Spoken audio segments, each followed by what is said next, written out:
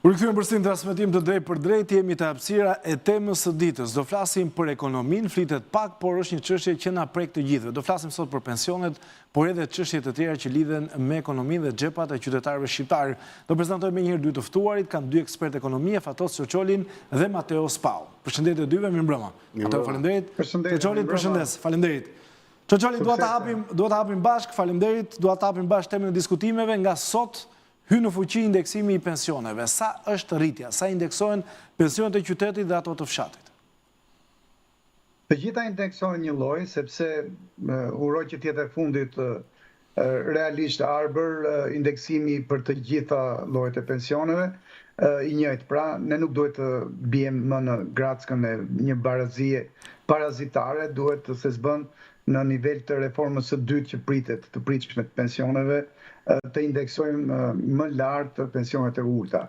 2.5% çfarë fitojnë qytetarët, 921.000 pensionistët, ata që janë me pension rural, pra minimal, diku aty ke 100 pak mijë lekë të vjetra në muaj, janë diku ke 91.000, ata marrin 290 lekë të reja. Ndjes, pra sa ishte shifra që ta saktësojmë, të vjetra apo të reja, që ta themi sa më qartë. Janë 91.000 pensionistë në fshat, që do marrin ke 3.000 lekë i vjetër shtesë.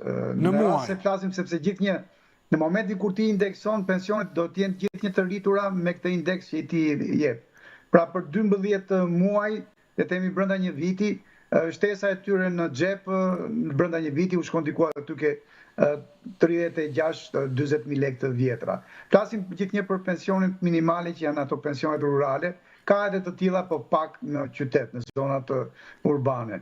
Dërsa për të gjithë pjesën tjetër të pensionistëve, mbi 630.000, kemi pensione që do të rriten me indeksin nga 1 tetori, pra në nivele 5.000 lekë të vjetra, 4.900, 5.000 lekë të vjetra, për ata që janë diku tek 190.000 lekë të vjetra pensionin apo 210.000 lekë të vjetra, që është pensioni mesatar tani që flasim, për ata që janë në 300.000 lekë, që është një pjesë e madhe, do 250.000 deri në 300.000, flitet arbër për nivelet 6.700 deri në 7.000 lekë të vjetra në muaj, herë 12 muaj, do më shkon diku aty ke 84.000 lekëshi. Për pensione 300-350.000, flitet gjithnjë për nivelet 8.700 lekë të vjetra në muaj shtesë. Edhe njëherë, ne si ekonomist, Mateo e ka fare të qartë, kjo është detyrim ligjor, Arbër. Nuk është se realisht është tem pensioni. Është një skut social që është detyruar të ta siguroj çdo vit me ligj. Kjo është situash indeksimi dhe që flitojnë të 721.000 pensionistët. Diku aty ke 13 milion euro, 12.9, diçka e tillë. Mendoj edhe pak më shumë, domethënë në buxhet të shtetit ishin futur si para që priteshin për këtë gjë, diku aty ke 16.5 milion euro. Indeksimi ishte pak më i ulët nga sa i pritshmi, sepse edhe inflacioni mesatar tani që flasim është në nivele 1.9%, kështu që kjo është çfarë fitojnë pensionistët. Pra diku aty flasim gjithnjë si shtesë vjetore nga 36-40.000 lekë të vjetra deri në flas gjithnjë për pension e mesmen, jo për ato më të larta në nivele 500, 600 apo 700.000 lekë, se kemi edhe të tilla, por kryesisht intervalet janë 190.000 që është mesatarja, 200, 250, 300, 350.000. Këtu është shumica e pensionistëve tanë, sidomos në qytet. Spau, si e ka parë këtë indeksim, është detyrim ligjor, e tha dhe Çoçoli, me të drejtë, por metodologjia, përse duhet jetë në shifra kaq të ulta, mund të jetë më lart? Atëre, sepse normalisht inflacioni në 6 muarin e kaluar, por edhe në pjesën e dytë të vitit të kaluar, ka qenë tek 2.5-2.6%. Kështu që rritja e pensioneve është në fakt një rregullim i fuqisë blerëse, pra pensionet me këtë rritje do kenë po të njëjtën fuqi blerëse që kishin vitin e kaluar.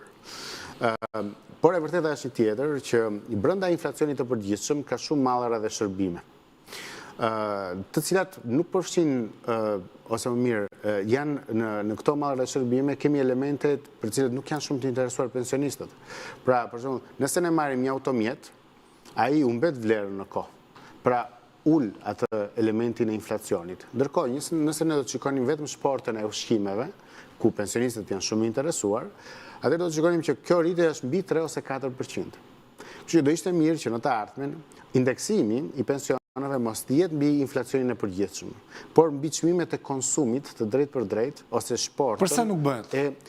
Po sepse kushton më shumë, natyrisht. Bëhet të Çoçoli. Teorikisht duhet të bëhet. Po Çoçoli, të lejoj, mund të ndrysh. Inflacion të përgjithshëm që nuk është indeksimi i pensioneve. Inflacioni i përgjithshëm e përmenda është 1.9. Po të ishte se pensionet do të indeksoheshin me inflacionin e përgjithshëm, aty ka drejt Mateo që intereson pensionistët se sa është rritur apo është ulur çmimi për 1 litër naft. Aktualisht ashtu është 1.9, por mos harrojmë që është viti i fundit. Inflacioni dedikuar, atë që mat Instat, duke filluar nga 1 tetori i vitit që fillon ta masi deri në 30 shtator të këtij viti, për shembull, nga 1 tetori 2024 deri në 30 shtator të 2025, ka rezultuar 2.5. Çfarë do të thotë 2.5? Që pjesa më e madhe janë ajo që përmendi me drejt Mateo, pjesa e produkteve të shportës, ato produkte ushqimore që janë të konsumit përditshëm, pa të cilët pensionistët nuk mund të jetojnë. Pjesa e çmimeve të ilaçeve. Pra, këto pak a shumë janë ato që quhen inflacion i dedikuar, i përkushtuar vetëm për pensionistët. Ai gjithnjë është më i lartë se inflacioni mesatar që i referohet Mateo. Inflacioni mesatar fut produktet e luksit, fut produktet e konsumit të karburanteve me radhë. Për sqarim pra. Mirë. Pra, gjithë ideja, koncepti është që nëse ne duam të rrisim fuqinë blerëse të pensioneve, duhet që të rrisim në 1% më të lartë, por kjo nuk është as pak e thjesht për të bërë, me të vërtetën, sepse kemi një skem pensionesh e cila është deficitare, gjë që do të thotë që kontributet që të punësuarit në Shqipëri japin, janë rreth 760.000 ata cilat derdhin kontribute. Kod numri pensionistëve është 921.000, mos gaboj. Sakt, nuk mjaftojnë për të mbuluar gjitha pensionet, pra janë rreth 2 miliard dollar shpenzimet për pensionet dhe 1.5 miliard dollar janë të ardhurat që vinë nga kontributet. Pra, shteti shqiptar rreth 500 milion dollar i ka deficit dhe i merr nga buxheti vet për t'i vënë të pensionet. Në fakt, prej shumë vitesh në Shqipëri duhej bërë një reformë të sistemit të pensioneve që të ishte nga ai aktuali, drejt një sistemi më të ri ku kontributet e tua të ngelen ty. Ndërkohë që sot kontributet tona shkojnë pensionistëve aktual dhe kur ne do të jemi në pension, shpresohet që ata që do punën të na pagojnë kontributet. Me inteligjencën artificiale në rrezik çdo profesion, Mateo. Ideja, frika ime është më shumë tek se sa të rinj do punojnë në të ardhmen në Shqipëri. Dhe si pasoj, në këtë sens duhet një reformë ku secilit marr kontributet që ka derdhur nga një anë, dhe nga krau tjetër, ama duhet të themi që këto reforma janë të dhimbshme nga pikpamja ekonomike dhe do të mungon të elementi i asistencës, sepse pensionet nuk janë si thjesht të bazuara mbi kontributet, por dhe mbi asistencë. Mateo, shkurtimisht se dua kalojnë dy çështje të tjera, Bashkimi Evropian ka parashikuar para që ne të kemi një rritje të moshës së pensionit. Apo jo? Kjo, po, e ka parashikuar sepse në Europën perëndimore tashmë mosha e pensioneve ka arritur në moshën 67 vjeçe, por në Shqipëri e gjitha kjo gjë duhet matur edhe me moshën përfundimtare kur personi ndron jetë. Pra, në Shqipëri është 78 deri në 79 vjeç, por në BE është mesatarisht 81 vjeç kjo moshë. Kështu që në fakt duhet minimum një 15 vjeçar mesatar ku personi mundet të gëzojë pensionin e vet. Nëse kjo gjë nuk do të ndodhte, edhe kjo do të ishte relativisht e padrejtë. Dhe në këtë sens, kjo gjë mundet të ndodhi, por duhet të ndodhi në mënyrë sa më graduale. Pra për të kaluar te Çoçoli, të gjithë ata që na shikojnë që janë Brezi Mateos, operatorët, teknikët, ne do dalim më vonë në pension. Ta japim të lajm. Nëse mundet ta shtoj, nuk duhet të kemi shumë shpresë të pensionit shtetëror, por duhet të shikojmë mënyrat komplementare, sepse pensioni vullnetar një prej tyre. Sakt. Çoçoli, shkurtimisht këtu se dua kalojmë në çështje tjera. Jo, shumë thjesht. Neve duhet të ndrojmë koeficientin e indeksimit. Pra, të mos jetë i njëjtë për të 721.000 pensionistët që kemi sot. Në rast se do indeksojmë, sepse është me ligj Arbër, në 1 tetor të 2026, dhe atëherë ndoshta nuk do kemi kaq, dhe me siguri nuk do kemi kaq, pensionistë do kemi ndoshta 760.000 ose 740.000, shumë më tepër pas se 721.000 që i sotëm. Atëherë për pensionet e vogla, Arbër, ta zënë një shifër 2.2% do na dali, se mendoj që inflacioni do jetë në kontroll, do zoti, edhe për 12 muajt e ardhshëm. 2.2%. Atëherë jo të gjitha pensionet duhet të indeksohen, të shtohen për efekt të skutit social me këtë 2.2%. Ndoshta pjesa më e ulët e pensioneve. Pra, nga 100.000, urojmë që qeveria në moment siç në 1 janar do të bëj atë pagën minimale me 25% do të arrisi, do ta bëj 500.000 lekë të vjetra në muaj, të bëj edhe pensionin minimal 150.000, se të e mban mend Arber është edhe një premtim, edhe duhet mbajtur. Edhe është mirë që të mbajtje në vitin e parë të plot të mandatit të katërt. Në këtë kuptim unë dua të them këtë që në 1 tetor të vitit të ardhshëm unë uroj që për 720.000, 750.000 pensionistët tanë, ata 230, 300, 350.000 që janë në 200.000 lekë e pensionit mesatar sot, ata të mos e kenë 2.2%, ta kenë 2% pak, 4-5%. Pse? Sepse sot pensioni minimal me 2.5% indeksimi, e thamë sa është shifra, do më del diku të këtë 3.000 lekë i vjetër. Qa do bëja me 3.000 lekë të vjetra? Të blej 3 buk në muaj. Ndërkohë që ai që ka 700.000 të vjetra, që ka një pension dhe diku dinjitos, pra, takzoj, por ama nuk duhet marri në përqindje në të njëjtën mënyrë. Kështu që ajo sporta, le të themi 15 milion euro, për shembull, do ndahet më 1 tetor të 2026-s, të jetë që me nivel koeficientit të ndryshëm indeksimi, dhe mendoj se askush nuk do të thotë që është paparazi e madhe. Jo, do të ndihmohen ata që kanë pensionet më të ulta. Kjo është ideja dhe propozimi. Po. Ka një tjetër çështje, shërbimet të tjera online, taksat e makinave duke filluar nga dita e sotme. Gjë mirë, gjë keqe, si e shikon Mateo? Të gjitha shërbimet që ofrohen edhe online është gjë mirë, por natyrisht duhet lënë një periudhë kohore, ku njerëzit kanë mundësinë edhe të përdorin online, por edhe të përdorin pra nuk duhet jetë prerë me thik, sepse kjo krijon problematika të mëdha, pastaj dhe rrezikon të krijojë dhe gjoba dhe kohë që kalon dhe njerëzit natyrisht jo të gjithë janë të adaptuar. Mos harrojmë që në Shqipëri kemi dhe njerëzit që sot janë mbi 50 vjeç, të cilët nuk janë shumë të le të themi kështu të përditësuar me online-in e me pjesën elektronike për pagesën e taksave dhe si dhe për shumë elemente të tjera. Vështirësi është edhe aksesimi në Albania për ata, jo më për elementet e tjera. Kështu që në këtë sens do një lloj mirë kuptimi dhe një lloj periudhe tranzitore për mendimin tim absolutisht. Çoçoli. Të shikojnë asistentin social, e them me shumë përgjegjësi këtë që them. Thirrje e thekshme i dashur Arber, dhe të falenderoj që më ndem mundësinë.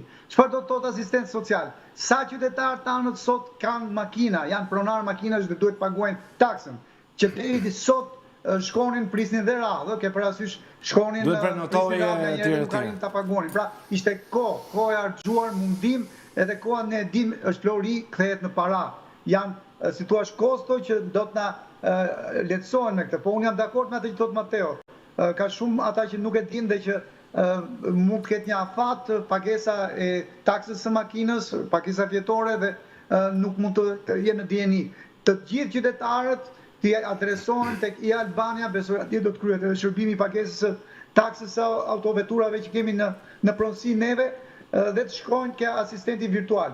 Kjo djella që po demonizohet nga një pjesë jonë, më kujtohet ai demonizimi Arber në kohën kur kishin vetëm karrosa, nuk është koha që i kemi jetuar ne, shqyrë zotit, si jemi aq të lashtë. Por ama në atë kohë konsideroj e palishme automjeti i parë me avull.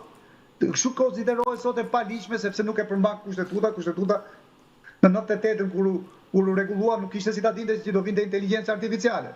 Pra, të jemi gjithnjë i besojmë teknologjisë së re, inovacionit, inteligjencës artificiale për sa kohë jemi të ruajtur, pra siguria kibernetike. Mos harrojmë, ne kemi ecur 29 vende, kemi kaluar në siguri kibernetike. Çfarë do të thotë kjo? Që provuan iranianët të na hakeronin shumë keq ato të dhënat tona, por nuk është se na bën përsheshin që shpresonin të bënin. Pra jemi deri diku të mbrojtur nga ky krah me paratë e taksave tona. Mirë, por thirrja ime është pikërisht kjo, për gjithë qytetarët, jemi mbi 680.000 të tillë, sot pronar aktiv automjetës figurojnë 680.000 gati sa armata e pensionistëve.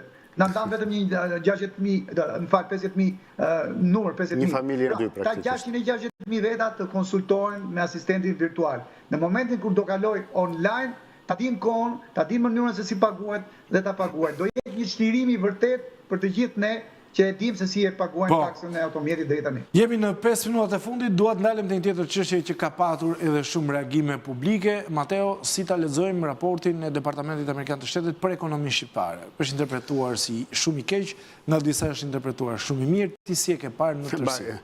Është real, do të thënë ka elementet pozitive dhe elementet negative ose si ndahet? Si mund ta ndajmë në përgjithësi? Ideja pozitive është që është e vërtetë ekonomia shqiptare është rritur në skajt të turizmit. Por nga ana tjetër, kjo nuk mund të jetë sektori i vetëm, nëse duam të kemi një vend që të ketë jo vetëm rritje ekonomike, por edhe një zhvillim afatgjatë. Pra, sektori turistik do duhet që të sektori turistik do duhet i bashkangjitet bujqësia, do duhet i bashkangjitet industria e lehtë dhe gjitha elementet e tjera që ta bëjnë vendin të ketë një shtresë të mesme sa më domethënëse, që njerëzit të jenë të lidhur me territorin, të emigrojnë sa më pak dhe Shqipëria të përfitojë edhe nga rritja e sektorit turistik. Dhe të ketë një situatë më të favorshme me eksportet, me rritjen e prodhimit të energjisë elektrike, kështu me radhë. Natyrisht, ekonomia shqiptare ka jetë e veta dhe në këtë sens është folur shpesher edhe pa e thënë Departamenti Amerikan i Shtetit që do shta një pjesë të ardhurave që ka industria e ndërtimit nuk janë deri në fund transparente, por natyrisht për këtë gjë Shqipëria ka institucionet e veta, ka dhe institucione ndërkombëtare, kështu që natyrisht duhet bashkëpunim në mënyrë të tillë që nga një anë të kemi dhe një situatë sa më të lishme dhe nga ana tjetër mos të ndarojë zhvillimi ekonomik i vendit. Mateo, për ta kaluar te Çoçoli, si pedagog që je, nga 1 në 10 si ja vë notën në raportit? Sa ja vë notën? 8. 8. Vlerësimi mirë. Çoçoli. Mesatar. 8/9 edhe pse nuk jam pedagog tash, kam qenë me kurse pjesë pak më përpara. Por duhet të them që gjithë një raportet e ndërkombëtare Arbër ne i shikojmë me dy lloj syzesh. Qeveria i shef gjithë një ditirambe, lajle lule, shef vetëm pjesët kur thuhet me të drejtë që ka avancim, kemi avancim e tija zakonshme, por është shumë e drejtë ajo që përmendi dhe Mateo. Pra, shikohet që ka sektor që kanë të ardhura jo fort të dallueshme që ku e kanë burimin. Pra, kemi ndërtimin, kemi edhe një pjesë të investimeve në turizëm, dhe duhet ta dimë edhe një gjë, nuk e prek shumë raporti, por unë do doja ta përçoja përmes emisionit tënd Arbër, nëse më lejon. Nuk bëhesh i pasur me turizëm, sa do ta kesh të zhvilluar. Arbër, Kroacia, kemi patur fatin, është një vend i mrekullueshëm turistik. 85 milion turist ka të numëruar, se ne kemi probleme edhe me numërimin. Nganjëherë e bëjmë dashin e bardhë, gjysmë gri. Pra, 85 milion turist. E di se sa do Kroacia që të arrijë standardin e Zvicrës, se jemi shtetet për nga popullsia të krahasueshëm. Kroacia, Zvicra edhe ne, vende të vogla. Do 1.9 miliard turist. Do më sigur gjysma e Kinës dhe gjysma e Indis, gjysma indian dhe gjysma e kinesëve të shkojnë për një vit në Kroaci, vetëm atëherë do mundet Kroacia të arrijë standardin helvet, standardin zviceran. Pra, me turizmin ta heqim mendjen që mund të bëhemi të pasur. Mund të kemi të ardhura më shumë, 5 miliard. Nuk mjafton. Do shta edhe 5.3, 5.4 miliard mund të jetë si vjet, si të ardhura. Por nuk bëhesh i pasur me turizm. Është vetëm një sektor. Nuk është bërë as Greqia, Kinje, që ka patur një turizm të atashëm, edhe vazhdon ta ketë, Spanja, Portugalia, Italia e me radhë. Neve duhet të zhvillohemi ato që përmendi Mateo. Pra, atje ku mund të kemi vlerë të shtuar. Kemi industri, e kemi shumë të vogël, nuk kemi mundësi reale. Duhet shikojmë të gjërat e reja, duhet shikojmë pikërisht startupet, finteket, këto gjërat e inovacionit. Tu ke vlerën më të madhe të shtuar dhe aty qeveria duhet të japi shumë. Unë jam gëzuar dhe pres që të bëjnë reale ato 1.18 miliard dollar që qeveria ka thënë se në këto 4 vjet do të japi startupeve. Dua të di për vitin e parë, se tani konsiderohet viti pari i qeverisë së re. Do kemi kohë Çoçoli se s'ka më kohë. 18 miliard. Ti e di që koha televizive ecën shumë shpejt. Të na e thot dikush gjanën. Do presim, do ta pyesim. Çoçoli, faleminderit. Kënaqësi që të kisha, të përshëndes. Mateo, faleminderit shumë, kënaqësi gjithashtu që të kisha. Erdhëm në fund edhe të temës së ditës për mbrëmjen e sotme. Ju falenderoj të gjithëve që ishit me ne. Mos harroni pas pak janë reklamat. Fillon emisioni Trialog me Alba Alishani. Do të flitet për ato që do jetë betejë më e rëndësishme e zgjedhjeve të pjesëme lokale, betejë për Tiranën. Vetëm pas pak, kështu që qëndroni me Radio Televizionin Publik Shqiptar.